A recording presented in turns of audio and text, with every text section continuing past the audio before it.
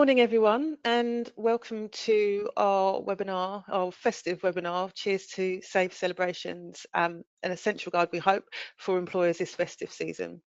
I'm Ola McGhee. I'm an employment law solicitor here at Tees, and I specialise in employee relations and compliance. And we're really pleased to have you here with us today as we head into one of the busiest and, for HR teams, the riskiest times of year.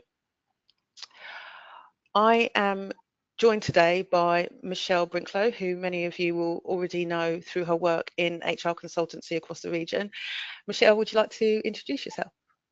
Thank you, Ola. As Ola said, I'm Michelle Brinklow, Managing Director at SFB Consulting. We work with employers of all sizes to support people management, from day-to-day HR to complex employee relations and restructuring projects. My focus is always on helping businesses manage people well, balancing legal compliance with real-world practicality. And together with Ola, we'll be exploring how to approach festive events sensibly, keeping them safe, inclusive and fun, while avoiding the sort of post-party issues that can turn into HR or legal headaches. So on to the next slide, please, Georgie.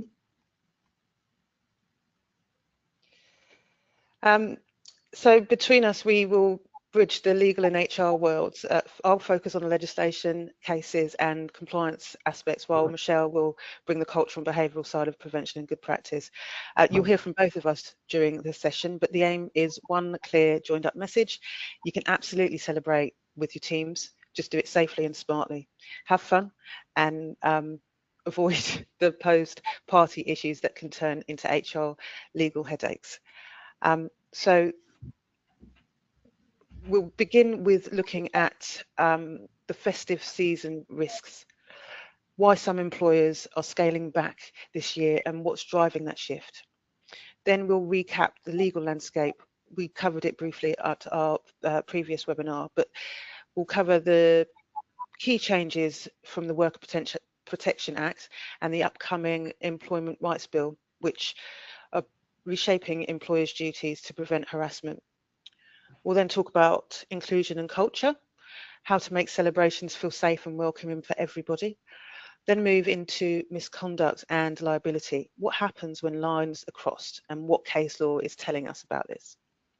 From there, we will focus on prevention in practice, how to set expectations clearly, manage risk without losing the fun, and give managers the tools to lead confidently. And finally, we'll look at post-event responses, handling complaints, supporting staff, and learning lessons that strengthen your culture for the year ahead.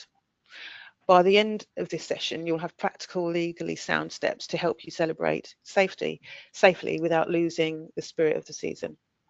We'll take questions at the end, and midway we'll have a poll for you to participate in.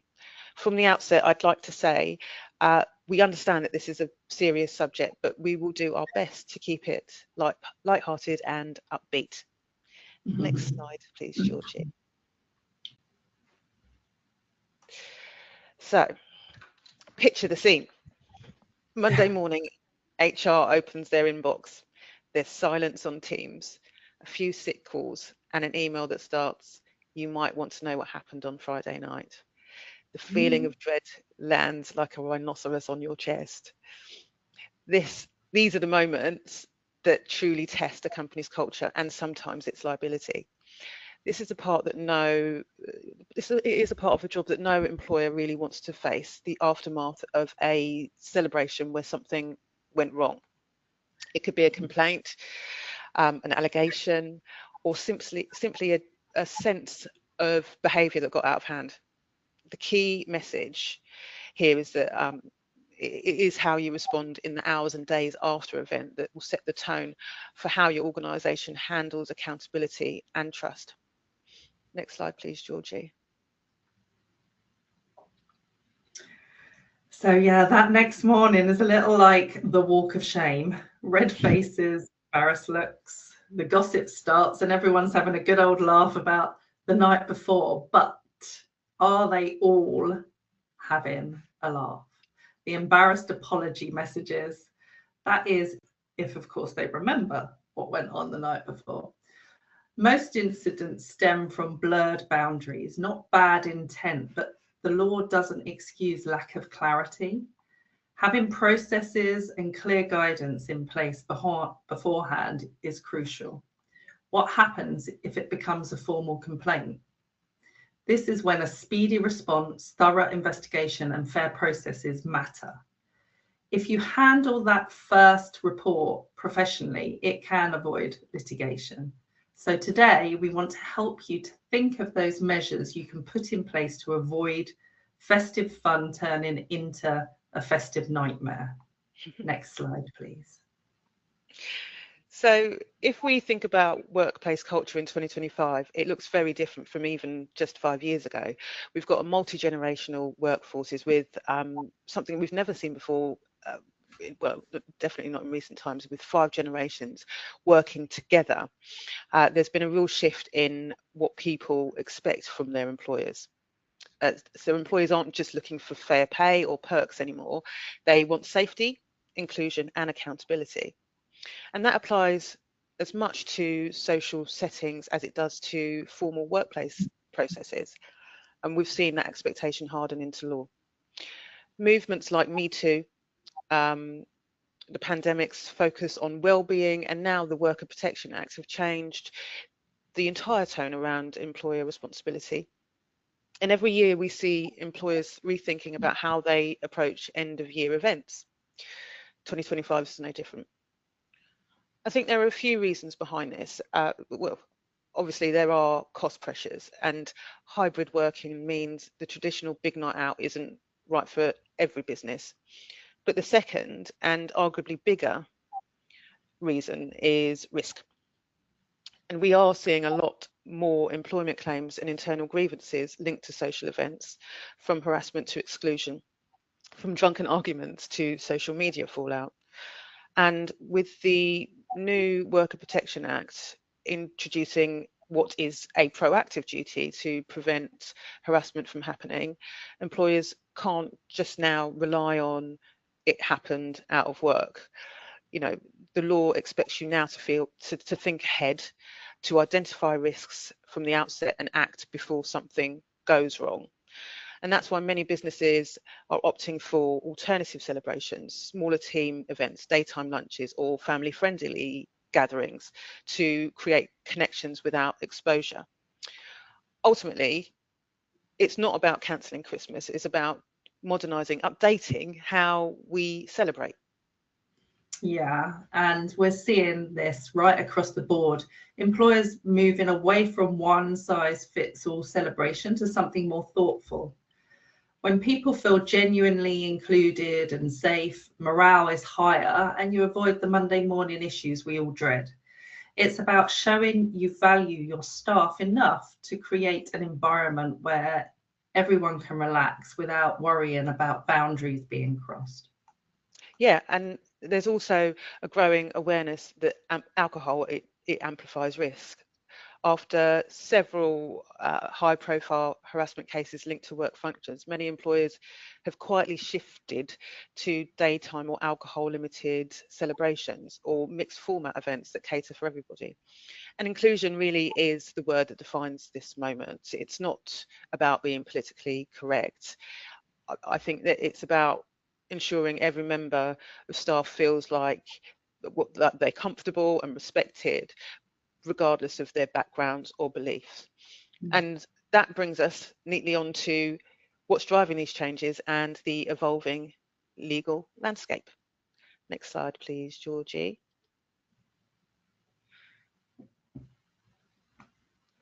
Okay, so the law.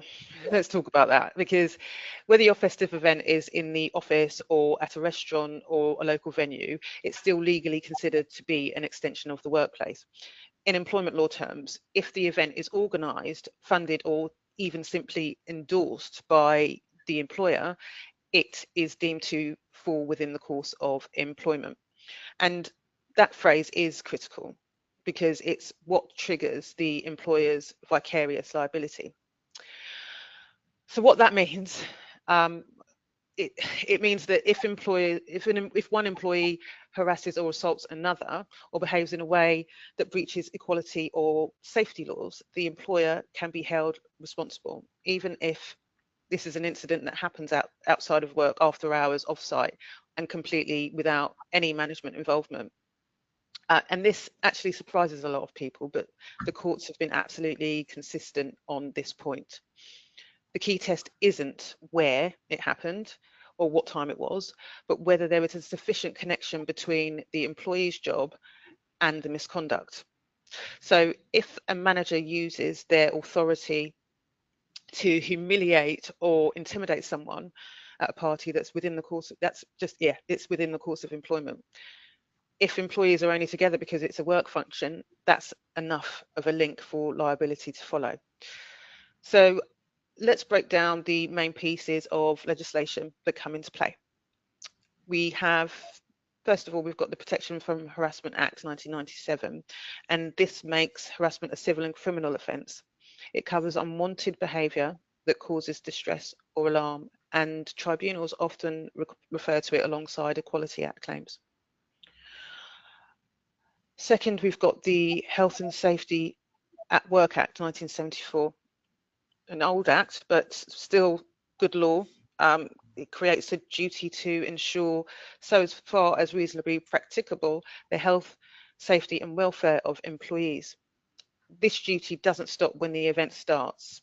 If alcohol, venue safety or late night travel are not managed, the employer could be exposed. We then have the Management of Health and Safety at Work Regulations 1999, which require employers to carry out risk assessments. And I know this can sound pretty heavy-handed, but particularly in a party context, but in practice, it just means that you need to think ahead. Is the venue accessible? Is there enough supervision? What's the plan for travel home? And then finally, we have the Equality Act 2010, everybody's favourite act, mine anyway, which protects employees against discrimination, harassment and victimisation. Most post-party complaints will fall under this act, particularly sexual harassment or conduct related to protected characteristics such as age, religion, race, disability or sexual orientation. And now I always say this to my clients, the law doesn't expect perfection. That would be, I mean, it would be great, but it doesn't expect that. It expects proactivity. And it's about showing that you took reasonable steps to prevent misconduct rather than trying to explain it away afterwards. So before we get into the recent legislative changes on the next slide, just remember, if you have clear policies, you communicate expectations and your managers lead by example. And then you're already significantly reducing your risk. Yeah, and that's the bit HR can really help with as well, with making sure managers understand their responsibilities. Having a senior presence at events is important. Setting the tone early and handling concerns quickly can make all the difference. Absolutely, because when an issue does arise, the first question any investigator or tribunal will ask is what steps did the employer take to prevent this? And that brings us now onto our next topic, which is the new Worker Protection Act and the preventative duty it introduces. Next slide, please, Georgie. So let's look at what's changed and why 2024 and 2025 have quietly become two of the most important years for employers in over a decade. So the Worker Protection Amendment of Equality Act 2023 came into force in October last year, and it's a real shift in how workplace responsibility works. For the first time, employers now have a positive duty to take reasonable steps to prevent sexual harassment before it happens. And this means that simply reacting after complaint is no longer enough. Employers now have to demonstrate proactive prevention through training, culture, policy and visible leadership. And it's not just a tick box exercise. And the Equality and Human Rights Commission, the EHRC, have the power to enforce this obligation. And what it can do is it can investigate employers suspected of breaching the duty. It can issue compliance or enforcement notices, including fines. It can require the organisation to produce a formal action plan, and also potentially enter into legally binding agreements to remedy the failures.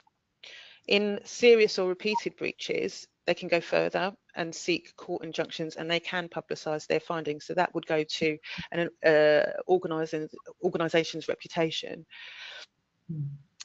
Moving on from that, the Employment Rights Bill currently progressing through Parliament, unfortunately, hit a barrier again earlier this week. You might want to check out my recent LinkedIn article in that respect. The Employment Rights Bill goes even further, and it will try to, when it finally comes into force, extend the duty and broaden protection for employees. Under the reforms, employers may also become liable for one-off acts of third-party harassment and face extended time limits for claims, and that could be up to 6 months in some cases. So a policy tucked away on the intranet isn't enough.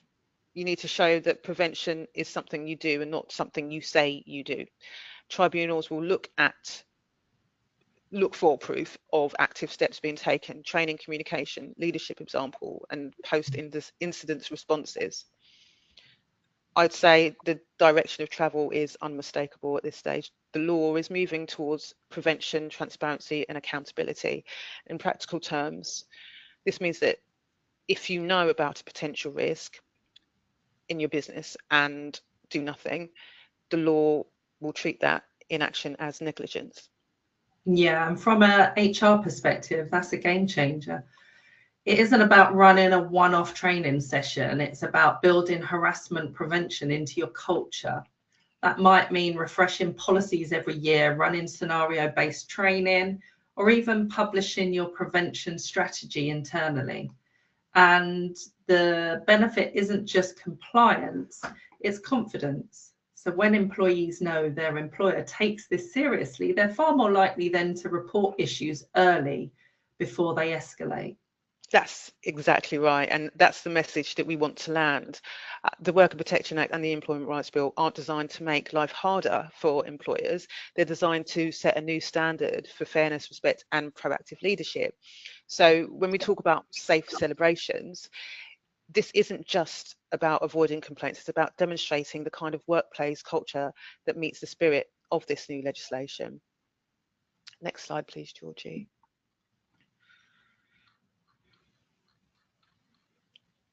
Okie dokie. So we all know that workplace events start with good intentions, to say thank you, to bring people together, to celebrate success. But every December, employment lawyers and HR consultants across the country get the same phone calls. Something was said, something was shared, or someone doesn't quite remember what happened after 10 p.m. And it is rarely malicious. It's often a combination of poor judgment, too much alcohol, a lack of clear boundaries, or a workplace culture that hasn't made expectations explicit. When you combine alcohol, hierarchy, and relaxed settings, it can blur lines that back in the office are crystal clear. The most common issues we see are harassment or unwanted conduct, fueled by drink and personal blurred boundaries, banter, I hate that word, but banter gone wrong, comments about someone's appearance, religion, relationships, and that can cross into harassment territory under the Equality Act. Fights or aggressive behaviour, unfortunately, particularly where there is existing workplace tension. Social media fallout, also common these days, photos or videos shared without consent that embarrass staff or expose the business. And increasingly, we're seeing complaints of exclusion events that unintentionally marginalise those who don't drink or can't attend late night functions, let's say. Every one of those examples has landed in an employment tribunal in recent years. And the tricky part is that most of these situations could have been avoided with a little planning and clarity. I once advised a client after an incident at a restaurant where the employer hadn't thought to brief staff beforehand. One employee made what they thought was a joke, but another found it humiliating, and it ended up being a harassment claim, not because of the comment itself, but because there had been no preventative steps taken beforehand. So yeah, and from a HR point of view, most of these problems start way before the party begins, and how expectations are communicated. If you don't set the tone early, people assume the normal rules don't apply. A short, friendly reminder email about behaviour, respect, and safety can prevent 90% of post-party issues. And it really is imperative you carry out a risk assessment and put in those extra measures based on risk. yeah, exactly. So when we say the risky realities of just a party, what we really mean is if you wouldn't do it at work, you shouldn't do it at the Christmas party. Because in the eyes of the law and in the eyes of your employees, it's all the same workplace. So let's now look at a few examples where things did go wrong and what employers can learn from them. Next slide, please, Georgie. So these are all cases that made headlines, and each one of them tells a story about how quickly a festive celebration can cross the line from harmless fun into serious liability. The first and probably the most famous is Bellman and Northampton recruitment. That's a 2018 case. And in this case, the managing director held a Christmas party at a hotel. After the official event, a smaller group went to the bar for an after party, some more drinks. A disagreement broke out and the MD, who was still clearly in boss mode, assaulted one of his employees, causing him to suffer, unfortunately, a brain injury. The company argued that this was a private fight, nothing to do with work, but the Court of Appeal disagreed. They said that the MD was asserting his authority as the boss, and because that authority flowed directly from his employment, the company was vicariously liable. That case really cemented the principle that employers can be responsible for misconduct that happens off the clock if it's connected to work.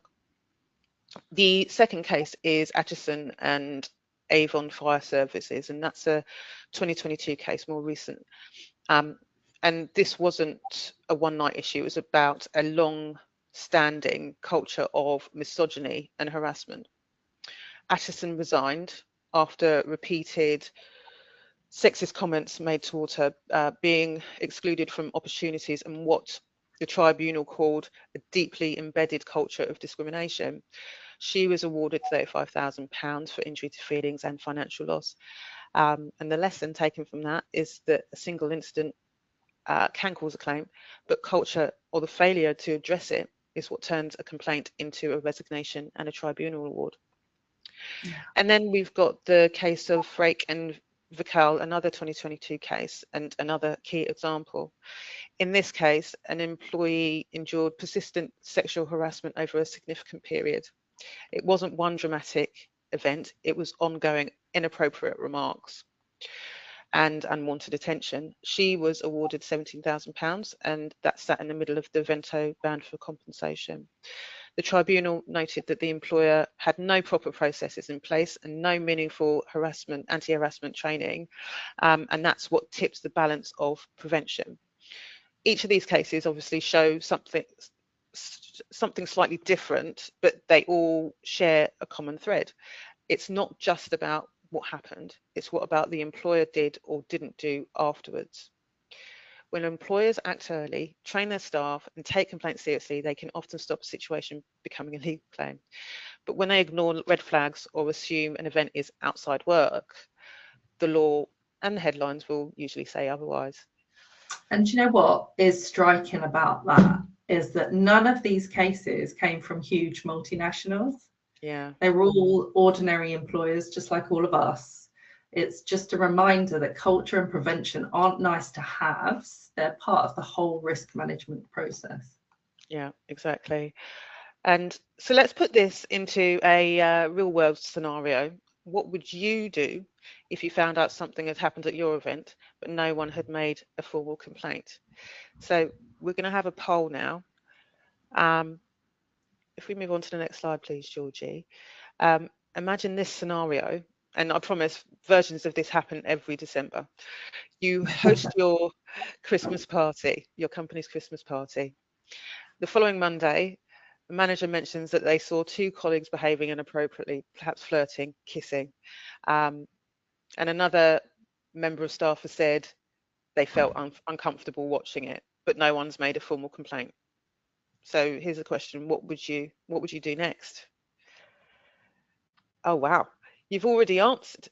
This is fantastic. Okay. I don't even need to ask you the questions because you can see them on your screen. So we'll just wait a few 30 seconds while people vote, and then we'll respond to that.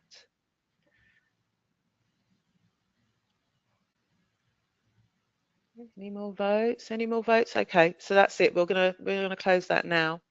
So the majority of people have said that they would start doing some fact finding and record what's been reported. And I think that's absolutely right. You know, some employers instinctively wait for a formal complaint, but that's where the law has changed.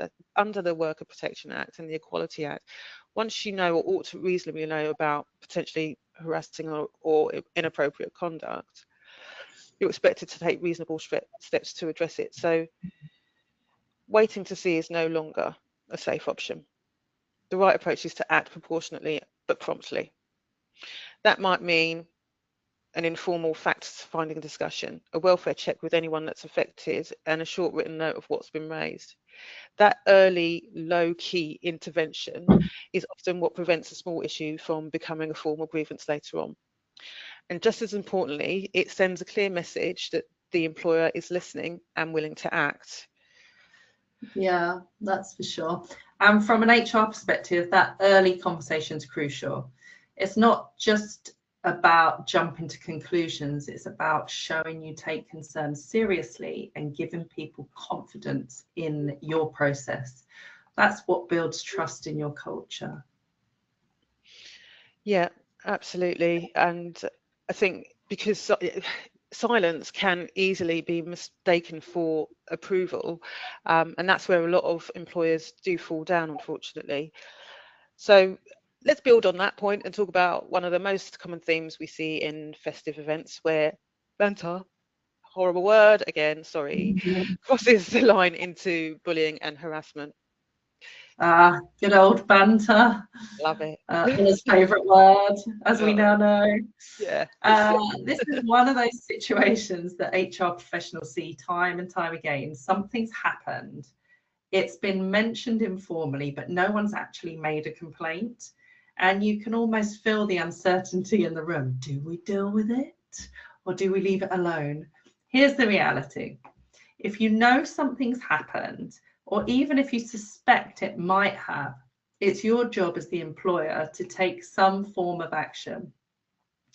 It doesn't always mean launching a full-blown investigation. It can start with a simple, quiet conversation. You might speak with the line manager or have a private word with the person affected just to check in. Something like, we've heard there may have been an incident, are you okay? That alone can make a huge difference, because if you ignore it, even with good intentions, what you're really communicating is, we don't really want to get involved and we don't care. And staff pick up on that instantly. It erodes trust.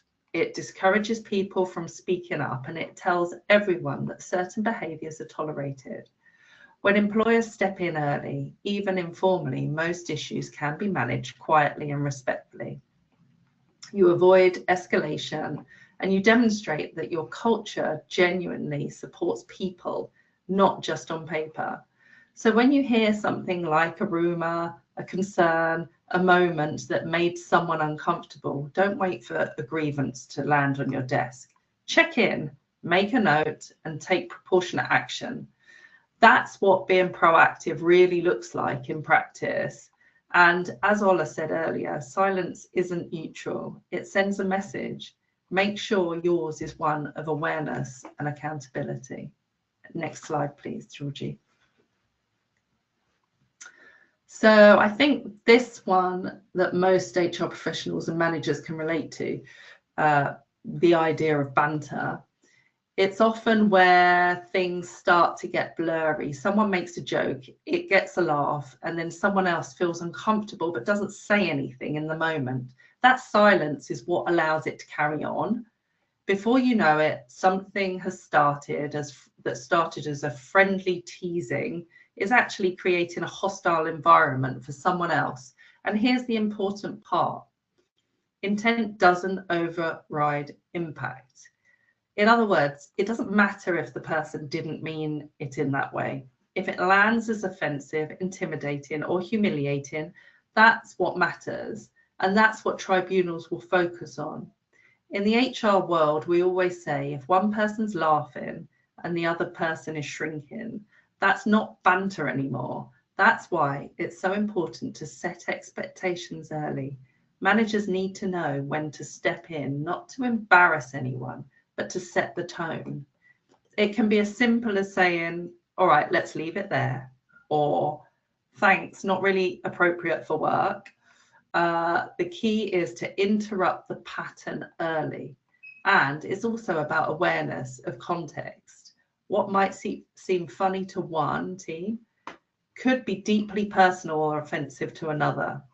Hybrid working and diverse teams have made this even more sensitive. You've got different generations, cultures, and personalities all together, and the margin for misunderstanding is small. So when we're talking about parties or social events, we need to make sure people understand that the same standards apply. Yes, you can relax and have fun, but the line between relaxed and reckless is thin. And the best employers make sure everyone knows where that line is before the first drink is poured. At the end of the day, a good culture doesn't mean no humor. It means humor with respect. Yeah, humour's fine as long as it stays respectful. And that's what keeps your team close without crossing into that danger territory. Next slide, please, Georgie. So now I think it's safe to say that we've all heard that old phrase, what happens at the Christmas party stays at the Christmas party. And it usually gets a laugh, doesn't it? But in HR, we know that's not quite how it works. The truth is, what happens at the party often ends up in HR on Monday morning. Thank you, guys. Because once an event is organised, paid for, or even just endorsed by the company, by the employer, it becomes an extension of the workplace. That means all your usual rules still apply. Your dignity at work policy, your code of conduct, your equality commitments, and your responsibility to protect your people. It doesn't matter that it's after hours, off-site. If it's a work event, it's covered. And it's the little things that can trip people up. Maybe a manager has one drink too many and says something inappropriate. Maybe someone posts a photo online that makes another colleague uncomfortable. Social media has a lot to answer for. Maybe there's a disagreement that spills over from work into social setting. And when the alcohol's flowing, that is the potential recipe for disaster. Those are exactly the situations that can lead to grievances, disciplinary action, or even tribunal claims. And that's why setting the tone before the event is also really important. If employees know that the same standards of respect apply even when they're relaxing, then most of these problems can be avoided. I always tell my clients, your culture doesn't take the night off. If people understand that you still expect kindness, inclusion, and professionalism, the event usually goes beautifully. It's when you don't set those expectations that boundaries blur and misunderstandings happen. So rather than what happens at the party stays at the party, perhaps a more honest version would be what happens at the party says a lot about your culture. And if you get that culture right, the celebrations can be fun, safe, and memorable for all the right reasons. Yeah, legal risk is one thing, but reputational damage lasts a lot longer, and that's where leadership is absolutely crucial. Yeah. Next slide, please, Georgie. Okay, so now when we talk about risk, most people immediately think of regulation and the legal side, claims, compensation, tribunal costs. But in reality, the biggest damage often isn't legal, it's reputational. One incident, one photo, one post, one complaint mishandled can undo months or even years of good work on culture and brand. And in the age of social media, those stories really do spread fast, and too many. It's not just the employee relations impact, it's the trust of your clients, your customers, your wider workforce. If people start to feel that your company doesn't live its values or doesn't protect its people, that affects recruitment, retention, and morale long after the party's over. I've seen situations where one bad night out has dominated Glassdoor reviews for months. This is where leadership really counts. When senior teams model respect and professionalism, even in informal settings, it sets a powerful signal about what kind of business you are. That's why we talk about the tone from the top. It's not just compliance, it's credibility. So yes, the law matters, of course, and we'll continue to see that evolve through the Employment Rights Bill and beyond. But your reputation is what defines your culture day to day. And that's the part that's hardest to rebuild once it's damaged. Ultimately, this isn't about stopping fun. It's about showing that your values don't clock off when the party starts. And if you can get that balance right, enjoyment with respect, you're protecting your people and your brand at the same time. Yeah, so the message is that culture and compliance go hand in hand, and policies, they don't mean anything at all if your culture actually contradicts them.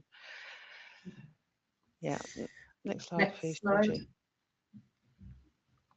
So now everything we've talked about really comes down to one thing: prevention in practice. Policies are important, of course, training matters, but it's the day-to-day culture that makes the difference. The best prevention work doesn't happen in formal settings, it happens in conversations. When line managers feel confident enough to set boundaries early, check in on their teams, and step in before something becomes an issue, that's when culture really shifts. And it starts well before the party season. It's about how your organisation communicates respect, inclusion, and accountability all year round. Because if those messages only appear when the problems arise, they lose credibility fast. In practical terms, this means refreshing your code of conduct or dignity at work policies regularly and actually talking about them, not just circulating them by email. Training managers on how to handle tricky conversations, like how to say that's not appropriate without killing the mood. Encouraging bystander confidence, giving people the language to step in when they see behaviour that doesn't sit right. And having clear, safe reporting routes that if something does go wrong, employees know exactly where to go and that they'll be supported and listened to. It's also about leading by example. If senior managers show up to the events, behave respectfully, and support the boundaries that have been set, that sends a message louder than any memo. People mirror what they see, not what's written. Absolutely right. And finally, remember, prevention doesn't mean policing. It's about creating an environment where people want to do the right thing because they understand the impact their actions can have on others. And that's how you build a culture where safe celebrations aren't a seasonal theme. They're just how you do things. Next slide, please, Georgie. Sorry. So when it comes to safe celebrations, inclusion and respect are really where everything starts. They aren't just nice add-ons, they're at the heart of getting everything right. Celebration should make everyone feel like part of the team, not left out just because they don't drink, they can't stay late, or they don't celebrate Christmas. This year, we are encouraging clients to think differently, maybe that means a daytime event, an alcohol-free option, or even a summer celebration instead. The goal is essentially to make everybody feel like they belong. Respect also means being aware of how people experience humour, personal boundaries, and social interaction differently. That's where small things, clear messaging, good leadership tone, manager awareness makes a big difference. Inclusion, I want to make explicit, it's not about removing fun, it's just about making fun for everybody. So as you're planning this year's celebrations, you may have already done, the best question to ask isn't what could go wrong, it's who might feel left out and what can we do to change that. That is inclusion in practice, and it's also how you build a culture where people feel genuinely that they're part of the bigger picture. Next slide, please, Georgie. So when we zoom out and look at the big picture, this really isn't just about one night out or even about the festive season. It's about how culture and compliance work hand in hand. You can have the best policies, the most comprehensive training, even a 40-page staff handbook, but if the culture doesn't back it up, people won't follow it. Compliance without culture becomes just a checklist. But when you embed respect, inclusion, and accountability into everyday behavior, that's when it starts to stick. Culture is what people do when no one's watching, or in this case, when everyone's had a drink. That's where leadership matters most, because if your senior team demonstrates the right behavior, it creates permission for everyone else to do the same. Leaders set the tone, not just through words, but through example. Now, on the compliance side, there's no question things are getting tighter. The Worker Protection Act and upcoming Employment Rights Bill both reinforce that employers need to actively prevent harassment, not just respond after the fact.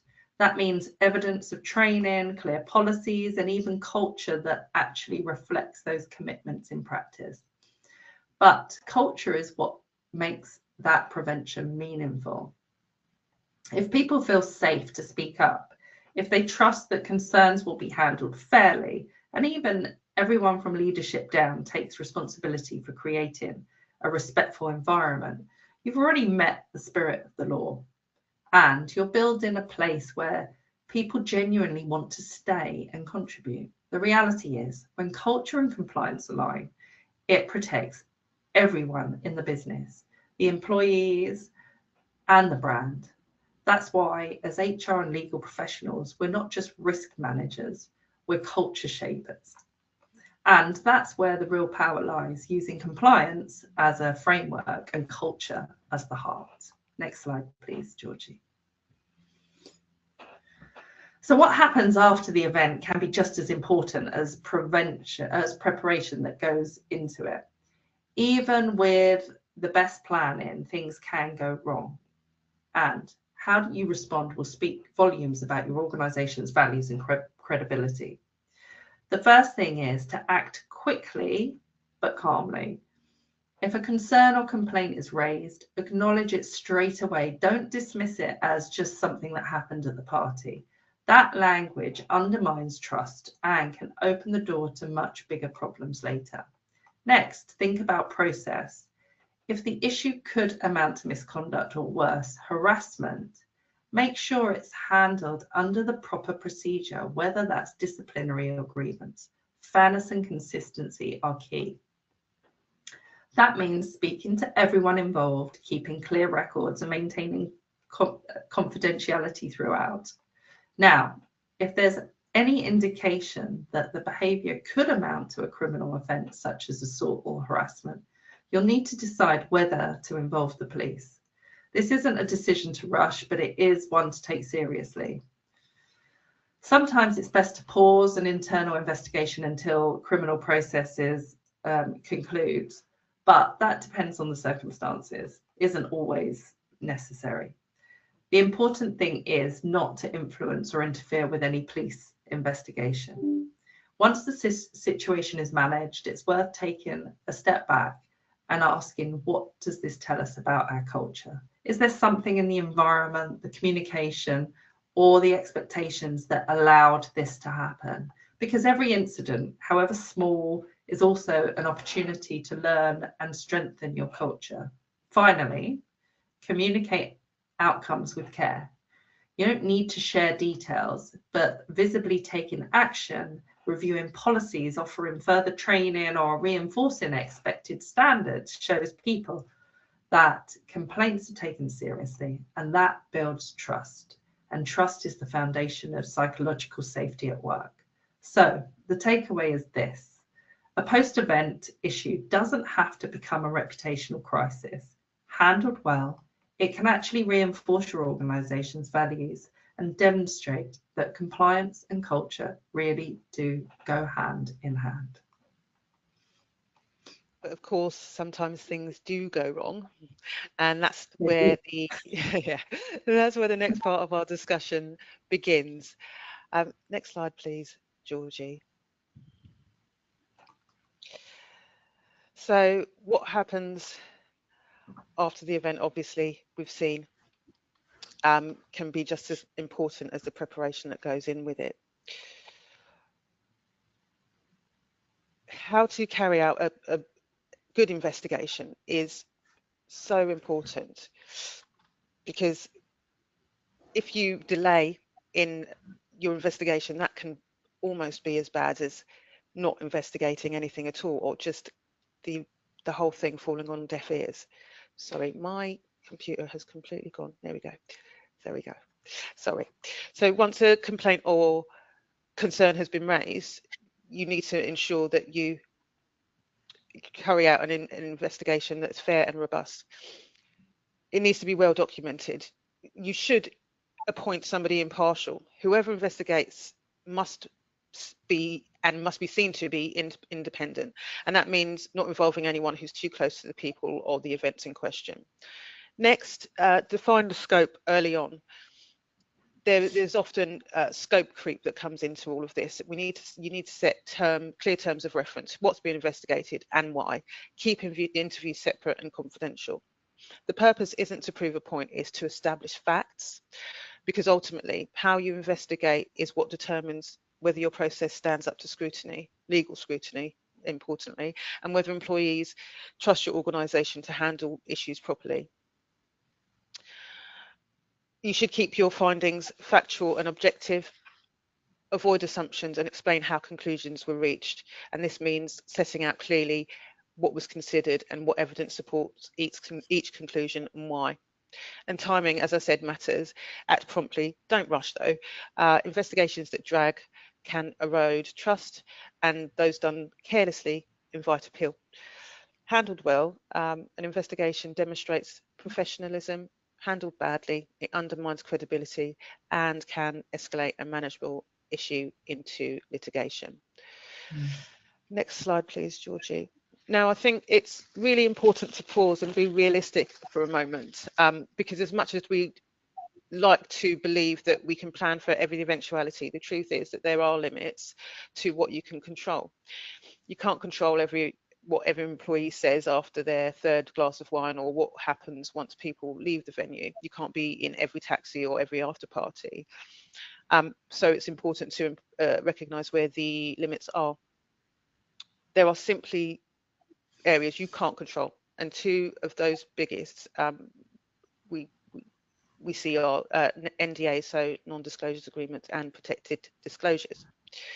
First, thinking about NDAs, the law has changed in this respect. Organisations can no longer use these to stop victims of a crime reporting criminal conduct, and now that's written into the Victims and Prisoners Act 2024. This change reflects a wider concern that NDAs were being used to silence people or prevent reporting to regulators or the police. If you do use an NDA for a legitimate purpose, so for example, protecting legitimate confidential business information, you need to be able to explain clearly why it's necessary if questioned. Second, protected disclosures, known as whistleblowing. these protections remain strong. And if someone is dismissed because they have made a protected disclosure, that's automatically unfair. And workers also have the right not to suffer any detriment for raising concerns. So even when managing behaviour around events, you can't restrict someone's ability to speak up about an alleged wrongdoing, and you must treat any concerns raised in this respect fairly and transparently. These are, examples of where your influence stops and why your focus should remain on prevention culture and proportionate responses. But sometimes, though, the situation goes beyond policy and crosses into criminal territory. Next slide, please, Georgie. So sometimes an incident at work will breach not just policy, but it may cross into criminal behaviour. And when that happens, the employer's role shifts.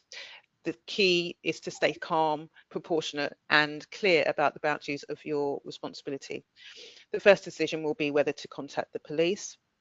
And if there is an immediate safety concern, the call should be made straight away.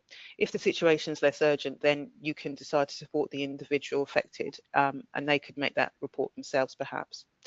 If criminal proceedings do begin, it may be sensible for you to pause your internal investigation so that you don't interfere in the police process. But this isn't a legal requirement, and you can continue internally if you need to. But your investigator may need to take great care not to influence or prejudice the criminal case. So that means avoiding leading questions, keeping evidence separate, and documenting everything transparently. One thing to be aware of is that once a criminal process starts, your control over information becomes more limited. There'll be elements you can't access or share until the police have concluded their work. Ultimately, you are not expected to conduct a criminal investigation. That is for the police. Your role is to act reasonably, protect your people, and make proportionate workplace decisions based on the information you have at the time. Next slide, please, Georgie. So the morning after is where the real reflection happens. Even if the event went smoothly, it's worth taking a moment to review it properly. Most people will have had a good evening and moved on, but sometimes there are things that arise that start to surface, whether that's complaints, concerns, or even just questions about boundaries that may have been crossed. A quick debrief of managers is invaluable. What went well, what could be improved, and whether anything needs to be followed up discreetly. The way you handle those first few conversations can make all the difference and set the tone for whether people feel supported and whether any potential risk can be managed before it escalates.